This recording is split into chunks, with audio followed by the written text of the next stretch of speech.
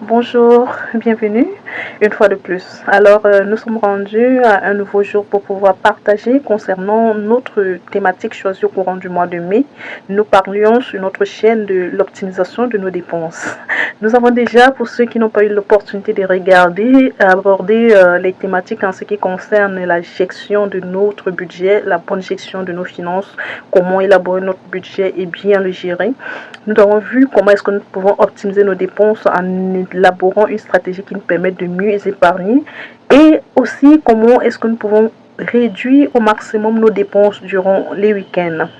Aujourd'hui, nous allons nous adresser aux plus jeunes, particulièrement ces personnes-là qui entrent dans le monde professionnel nouvellement.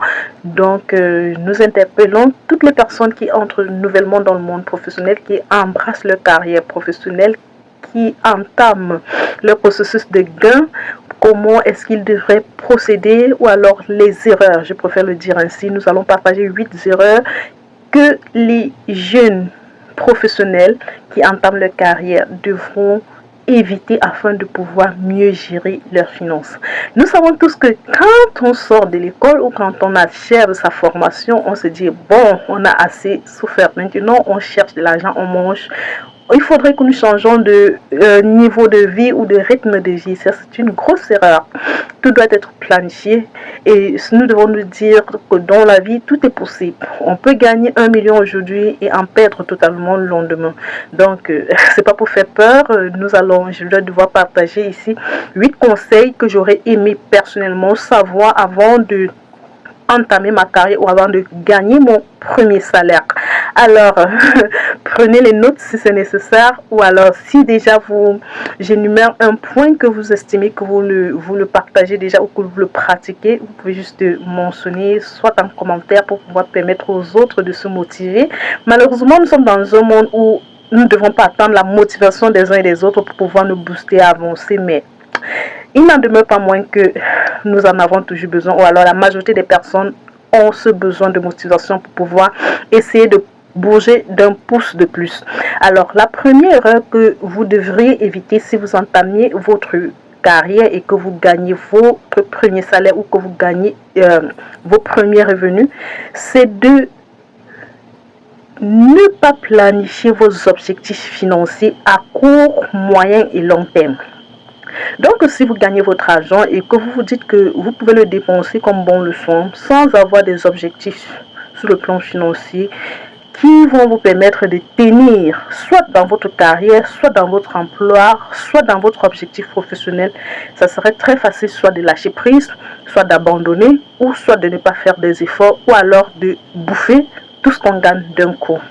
Donc ça c'est un objectif, ça c'est une erreur fatale que nous faisons généralement quand nous venons de commencer notre carrière, que nous gagnons notre revenu. Nous ne planifions pas nos objectifs. Parce qu'en planifiant nos objectifs sur 1 an, sur 3 ans, 5 ans, voire plus, ça nous permet de tenir en ce qui concerne notre travail, en ce qui concerne notre projet professionnel et en ce qui concerne les challenges que nous allons rencontrer durant notre parcours. Là, ne me remerciez pas. Le deuxième point autant pour moi, ou la deuxième erreur que nous faisons ou que vous faites ou que vous serez susceptible de faire quand vous allez entamer ou si vous êtes dans un processus de lancement de votre projet, de votre carrière professionnelle, la deuxième erreur que vous pouvez éviter ou alors que vous faites, c'est de ne pas élaborer un plan pour le remboursement de vos prêts étudiants, le cas échéant, ou de définir un plan d'épargne précaution. Donc, pour certains étudiants, ils ont eu cette grâce-là, ils n'ont pas eu de prêts, de dettes durant leur parcours parce que tout était assuré à l'avance. Pour d'autres, malgré que tout était assuré à l'avance, il y a eu des difficultés et soit les parents, soit l'étudiant en lui-même a été obligé, était contraint de contracter des prêts. Donc, quand ce dernier ou cette dernière entame sa carrière et commence à gagner de l'argent, au lieu de planifier comment rembourser ce prêt, il ne le fait pas et se disant bon, j'ai commencé le travail, je peux rembourser mes dettes à n'importe quel moment. Ça, c'est une grosse erreur. Donc, et aussi ne pas élaborer un plan d'épargne précaution. Un plan d'épargne précaution, ça peut être cet argent que vous allez mettre de côté pour vous dire, bon, si jamais le travail que je viens de commencer là, si ça s'arrête brusquement dans 6 mois, qu'est-ce que je fais? Si l'entreprise connaît des difficultés, comment je survis? Nous connaissons dans nos familles, généralement, quand on sait que vous travaillez déjà, on ne vous regarde plus. Déjà que même des fois, pour certains cas, même quand ils ne travaillent pas, on ne les regarde pas. À combien plus forte raison quand on entend que vous travaillez déjà. Ça, c'était le deuxième point. La troisième chose que je voudrais partager avec vous, la troisième erreur que vous devrez éviter de commettre quand vous entamez votre processus de carrière et que vous générez vos premiers revenus, vos premiers salaires, c'est de dépenser effectivement sans compter, vivre au jour le jour. Puisque j'ai gagné mon argent aujourd'hui, je peux m'offrir tout ce qui me plaît, sans compter, sans planifier sur les 30 jours à venir déjà comment est-ce que je vais vivre jusqu'à la fin du prochain mois, et effectivement penser à l'épargne de précaution et honorer nos différents engagements prêts et autre chose que nous avons sur lesquels nous sommes engagés financièrement. Donc ça, c'est la troisième erreur à faire. Donc vous pouvez l'éviter en essayant de planifier, en essayant de budgétiser. La quatrième erreur que vous pouvez éviter de faire quand vous gagnez vos premiers salaires, c'est de vouloir satisfaire financièrement tout le monde autour de vous.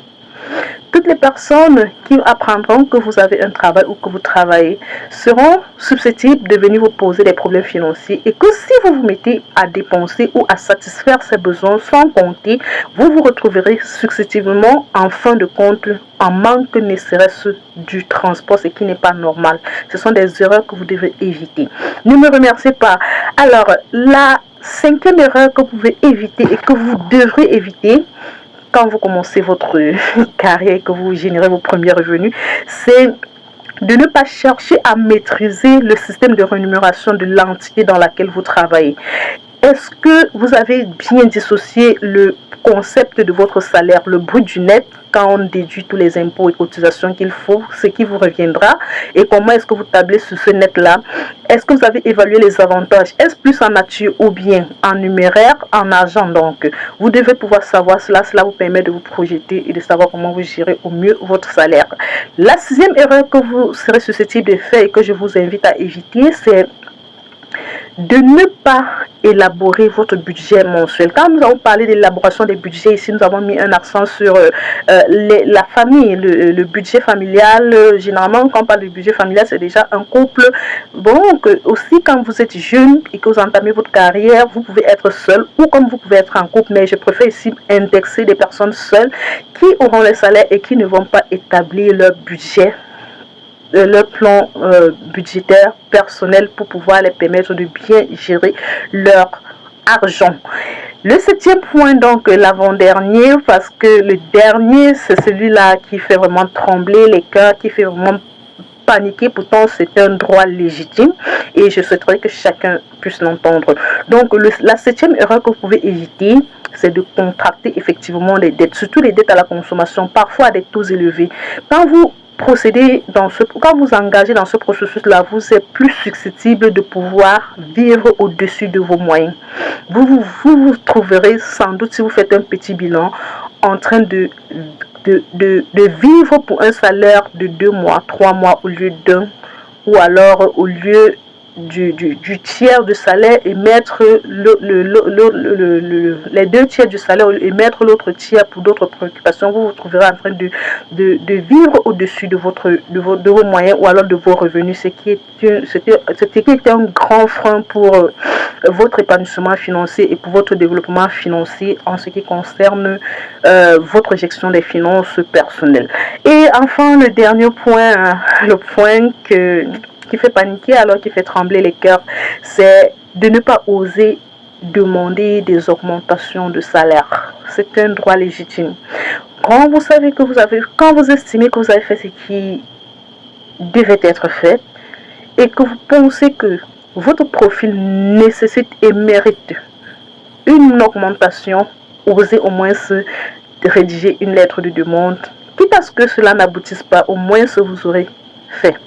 Et si vous avez gain de cause ou si vous avez une réponse favorable à votre demande d'augmentation, ne pensez pas juste à augmenter rapidement votre coût de vie, pensez plutôt à augmenter votre budget d'épargne. Sur ce, je nous donne rendez-vous dimanche prochain pour la dernière thématique en ce qui concerne l'optimisation de nos dépenses. Prenez bien soin de vous. C'est Flora. Pour en savoir plus, lancez un coup d'œil sur la description, sur la chaîne, ou alors regardez la vidéo qui parle de ce que vous gagnerez en étant sur notre chaîne. Alors, prenez bien soin de vous. Prenez bien soin